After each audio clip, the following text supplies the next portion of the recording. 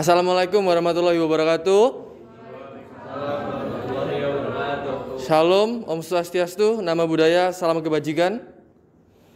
Selamat pagi yang saya hormati Prof. Komaritus Solihah dan yang saya cintai teman-teman sekalian. Saat ini kami dari kelompok 1 akan mempresentasikan PowerPoint bertemakan Pancasila sebagai identitas jiwa bangsa dan perjanjian luhur yang berjudul Implementasi Pancasila sebagai wujud pluralisme modal sosial bangsa. Selanjutnya perkenalkanlah kami, memperkenalkan diri kami masing-masing. Yang pertama, perkenalkan, nama saya Dwi Oktaviani Naibaho. Perkenalkan, nama saya Fajar Kus Yulianto. Dan perkenalkan, saya Dionysius Arito Jalupriangga yang akan memandu presentasi pada hari ini sebagai moderator. Selanjutnya, kami ucapkan terima kasih kepada Rektor dan jajarannya, juga kepada Dekan Fakultas Ilmu Komputer, kepada Kepala Departemen Sistem Informasi, kepada Kepala Program Studi Sarjana Teknologi Informasi, dan kepada Prof. Dr. Insinyur Komaritus Solihah, ST, MKes, IPU, dosen pengampu mata kuliah kewarganegaraan ini. Selanjutnya, berikut daftar isi dari PowerPoint presentasi yang disajikan oleh kelompok 1. Mulai dari pembukaan hingga abstraksi dan daftar pustaka. Selanjutnya, abstrak. Dalam perwujudan nilai kebangsaan, Pancasila sebagai kristalisasinya harus dipahami sebagai pemufakatan bersama. Pancasila disebut sebagai perjanjian luhur karena Pancasila digali dari sosial budaya bangsa Indonesia sendiri. Disepakati bersama oleh seluruh rakyat Indonesia sebagai milik bangsa yang harus diamalkan serta dilestarikan. Pewarisan nilai-nilai Pancasila kepada generasi penerus bangsa adalah kewajiban moral seluruh bangsa Indonesia. Melalaikannya berarti mengingkari perjanjian luhur itu. Dalam makalah ini bertujuan untuk menjelaskan dan menganalisa nilai-nilai konteks Pancasila yang dipraktekkan dalam kehidupan bermasyarakat. Oleh karena itu, Pancasila harus diamalkan serta dilestarikan karena bangsa Indonesia telah sepakat untuk menjadikan Pancasila sebagai dasar negara yang artinya Pancasila sebagai perjanjian luhur serta identitas bangsa Indonesia. Selanjutnya, latar belakang dari pembahasan kami mengenai judul tersebut yaitu karakter pluralistik telah menjadi cerminan sosial bangsa Indonesia sejak dahulu kala. Dapat dilihat dari zaman Kerajaan Kutai hingga masa pra-kemerdekaan yang telah menerapkan nilai-nilai material Pancasila. Seiring perkembangan zaman, terbitlah konseptualisasi dari Pancasila sebagai sebuah ideologi dan acuan sistem demokrasi di Indonesia. Rintisan-rintisan perumusan Pancasila dilandaskan dengan keberagaman bangsa Indonesia menjadi sebuah perjanjian luhur rakyat Indonesia yang adalah suatu perjanjian yang disepakati bersama oleh seluruh rakyat Indonesia dan harus diamalkan serta dilestarikan. Munculnya Pancasila menjadi ideologi serta landasan kehidupan bangsa di tengah-tengah kemajemukan rakyat merupakan elemen terpenting dalam keberlangsungan bangsa Indonesia. Karena kita ketahui bahwa Pancasila merupakan jiwa bangsa, yang berarti bahwa Pancasila berperan sebagai nyawa, sebagai sumber, sebagai pandangan hidup, ideologi bangsa, bahkan ciri khusus bangsa Indonesia. Selanjutnya kita memiliki rumusan masalah. Rumusan masalah yang kami miliki yaitu pertama, apa makna Pancasila sebagai perjanjian luhur rakyat Indonesia? Yang kedua, bagaimana sejarah perkembangan ideologi Pancasila di kehidupan rakyat Indonesia yang beraneka ragam suku, ras, agama, dan golongan? Dan yang ketiga, kenapa Pancasila itu penting dalam perwujudan kehidupan pluralisme di masyarakat Indonesia? Selanjutnya kita juga memiliki tujuan dalam pembahasan mengenai topik ini, yaitu yang pertama, memahami makna Pancasila sebagai perjanjian luhur rakyat Indonesia. Yang kedua, memahami perkembangan sejarah ideologi Pancasila di kehidupan rakyat Indonesia yang beraneka ragam suku, ras, agama, dan golongan. Dan yang ketiga yaitu memahami pentingnya Pancasila dalam perwujudan kehidupan pluralisme di masyarakat Indonesia. Selanjutnya tinjauan pustaka akan dijelaskan oleh Fajar. Baik, untuk tinjauan pustaka, Pancasila lahir sebagai perjanjian luhur. karena Pancasila berasal dari sosial budaya bangsa Indonesia itu sendiri dan disepakati bersama oleh seluruh rakyat Indonesia sebagai milik bangsa yang harus diamalkan dan juga dirawat secara utuh. Pancasila juga merupakan jiwa bangsa Indonesia karena Pancasila berperan sebagai sumber ideologi, pandangan hidup, dan ciri khas bangsa Indonesia yang bisa membedakan dengan bangsa lain. Namun seiring perkembangan zaman, bangsa Indonesia mulai terpecah belah karena timbulnya konflik yang membeda-bedakan golongan, suku, ras maupun agama tertentu dan masuknya paham-paham baru dari luar negeri di era globalisasi ini.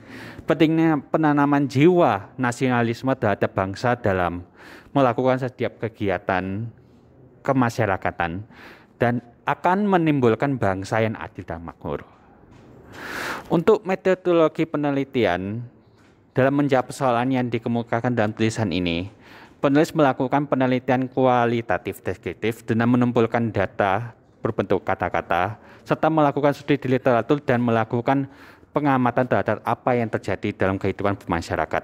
Menurut penulis, penting untuk mengetahui aspek kepluralismean masyarakat Indonesia yang menjadikan Pancasila sebagai kesepakatan bersama sebagai identitas jiwa bangsa, juga sikap dan perilaku masyarakat yang diperhatikan dalam kehidupan sehari-hari menjadi konteks penerapan peranan Pancasila.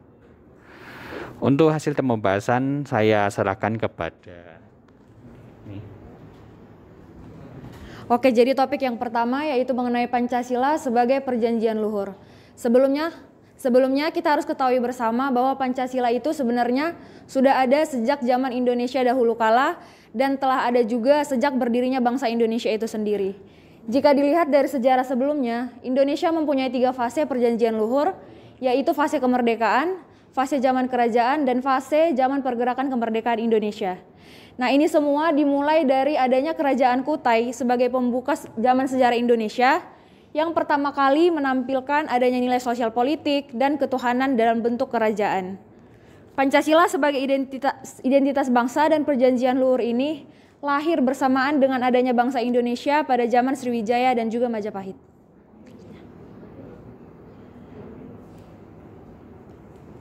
Setelah mengalami berbagai zaman-zaman tersebut, kemudian melihat masyarakat Indonesia yang sangat majemuk dan plural, baik dalam bidang segi segala hal, terutama sosial budaya.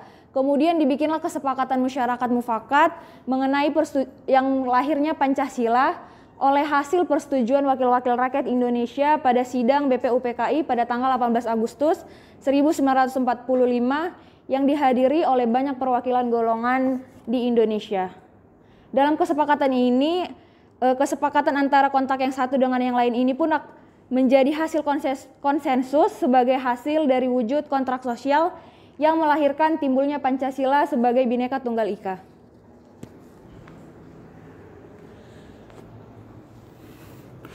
Pancasila sebagai identitas bangsa. Pertama itu adalah Pancasila ini menjadi elemen terpenting dalam keberlangsungan hidup. Terus kedua adalah Pancasila merupakan rumusan resmi dari konsensus yang paling mendasar bagi bangsa Indonesia. Dan yang ketiga, Pancasila merupakan rumusan resmi dari konsensus yang paling mendasar bagi bangsa Indonesia. Faktor pemicu hilangnya Indonesia bangsa pertama adalah faktor eksternal yang bisa berhubungan dengan budaya, ekonomi, teknologi, dan politik. Dan itu semua gara-gara globalisasi. Ya, selanjutnya ini adalah faktor hilangnya identitas kita sebagai Pancasila dari faktor internal. Dari faktor internal ini maksudnya yang dimaksudkan adalah faktor-faktor yang timbul dari bangsa Indonesia sendiri. Bisa dari pemerintahan, bisa dari kondisi masyarakat, sosial, dan politik.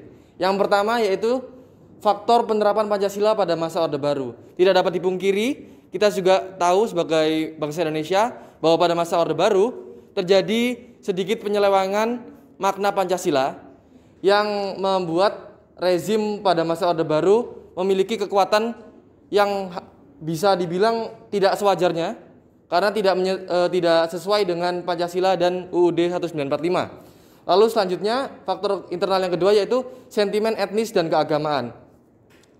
Yang kita ketahui juga bahwa bangsa Indonesia adalah bangsa yang plural, di mana kita semua bangsa Indonesia memiliki perbedaan baik di etnis, keagamaan, dan lain sebagainya. Di sini ditekankan bahwa etnis dan keagamaan memang menjadi isu yang seringkali memantik suatu problematika di masyarakat Indonesia. Itu menjadikannya sebagai salah satu faktor internal yang mampu mengancam identitas bangsa Indonesia. Selanjutnya, faktor internal yang ketiga yaitu demokratisasi yang mengabaikan keadilan. Kita sebagai bangsa Indonesia memahami juga bahwa negara Indonesia, negara NKRI menganut sistem demokrasi. Namun pada penerapannya seringkali pemerintah dan bangsa Indonesia melupakan aspek keadilan dari demokrasi tersebut sehingga menciptakan noda hitam atau kecacatan demokrasi. Lalu yang terakhir yaitu pengelolaan sumber daya yang tidak merata. Pengelolaan sumber daya yang tidak merata menghasilkan sebuah kesenjangan sosial dan juga kesenjangan rasa dari wilayah-wilayah tertentu yang tidak terjamah dengan baik oleh pengelolaan sumber daya dari pemerintah. Maka dari itu, pengelolaan sumber daya yang tidak merata dapat menimbulkan ancaman-ancaman. Biasanya ancamannya tidak sepele ya, biasanya bisa jadi dalam bentuk separatisme dan bisa jadi dalam bentuk terorisme. Selanjutnya, kita masuk kesimpulan yang akan dijelaskan oleh Dwi. Oke, jadi kesimpulan dalam pemaparan kali ini yaitu yang pertama, Pancasila ini sudah menjadi haluan hidup masyarakat Indonesia sejak awal kemerdekaan negara Indonesia. Kemudian nilai-nilai Pancasila tersebut sudah dirumuskan sebagai dasar negara Indonesia, yang artinya Pancasila digali dan berasal dari nilai-nilai pandangan hidup masyarakat Indonesia yang plural. Selanjutnya, seiring perkembangan zaman, Pancasila sering disalahgunakan dan dipinggirkan untuk kepentingan golongan sehingga sering terjadi konflik dan perpecahan antara golongan satu dan yang lainnya.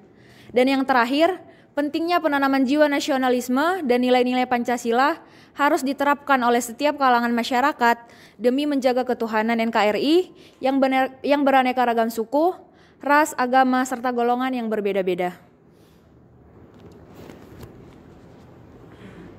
Salam dalam pembuatan presentasi ini. Demikian pokok bahasan makalah Pancasila sebagai Indonesia Bangsa dan Perjanjian Luhur yang dapat kami paparkan. Kami menyadari bahwa dalam pemaparan ini masih belum dapat dikatakan sempurna karena keterbatasan pengetahuan, referensi, dan tata struktural bahasa dari pembuatan makalah ini. Dan menyadari bahwa makalah ini masih jauh dari kata sempurna. Oleh karena itu, saran dan kritik yang membangun diharapkan agar makalah ini dapat disusun menjadi lebih baik lagi di masa yang akan datang. Dan berikut ini adalah daftar pustaka dari pembahasan ini. Terima kasih atas perhatiannya. Selanjutnya kami lanjutkan dengan sesi tanya jawab bagi para teman-teman yang sudah menyimak presentasi dari kami, boleh mengajukan pertanyaan. Baik, Saudara Nisa Sungkar, boleh menanyakan, boleh maju ke depan supaya dapat audionya. Ya, nama saya Nanda Nisa Sungkar dengan NIM 225150701111033 dari kelompok 5 ingin menanyakan bagaimana masa Orde Baru dan globalisasi itu sendiri sebagai pendorong krisisnya identitas bangsa. Sekian pertanyaan dari saya. Terima kasih atas pertanyaannya, Saudara Nisa Sungkar. Selanjutnya akan dijawab oleh teman kami, Dwi. Oke, baik, saya akan menjawab pertanyaan dari Saudari Ananda Nisa Sungkar. Pertanyaannya bagaimana masa Orde Baru dan globalisasi itu sendiri yang mengakibatkan ataupun menjadi pemicu adanya krisis identitas bangsa. Oke, jadi yang pertama masa Orde Baru itu kan terdapat politik rejim, di mana politik rejim ini merupakan politik di tata pemerintahan negara itu yang berkuasa atau memegang kekuasaan secara sepenuhnya. Dan dilanjut lagi dengan adanya sebuah fenomena di mana Indonesia dipengaruhi dalam era globalisasi yang mengakibatkan ataupun yang memberikan ruang bagi masyarakat yang tidak mengerti Pancasila itu sendiri semakin menjadi-jadi dan terjadinya konflik dalam masyarakat di dalam golongan itu sendiri juga. Nah, konflik yang sering terjadi ini biasanya dalam bentuk etika ataupun moral yang paling utama pemicu di dalam masa Orde Baru itu sendiri. kepada Saudari Anissa. Bagaimana? Oke, terima kasih kepada Saudari Ananda Anissa Sengkar. Kami persilakan kembali lagi ke tempat.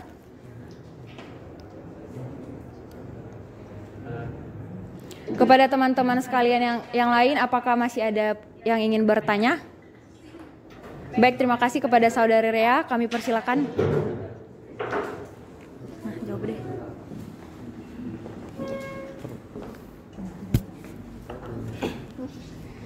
Perkenalkan, nama saya Rea Auliarsika Fitriani dari kelompok 4 dengan NIM 225-150-70-1111-035. Dan pertanyaan saya adalah, bagaimana jika dalam pelaksanaannya Pancasila sebagai identitas bangsa itu tidak terlaksanakan atau terrealisasikan dengan baik? Terima kasih.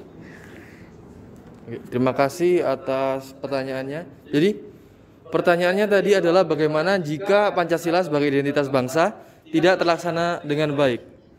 Sebenarnya karena Pancasila ini adalah suatu nilai yang sudah tertanam dari sejak kecil, kemungkinan kita dewasa sebagai seorang dari salah satu bagian dari bangsa Indonesia itu tidak akan pudar ya nilai Pancasila itu. Maka pertanyaannya bagaimana jika itu pudar?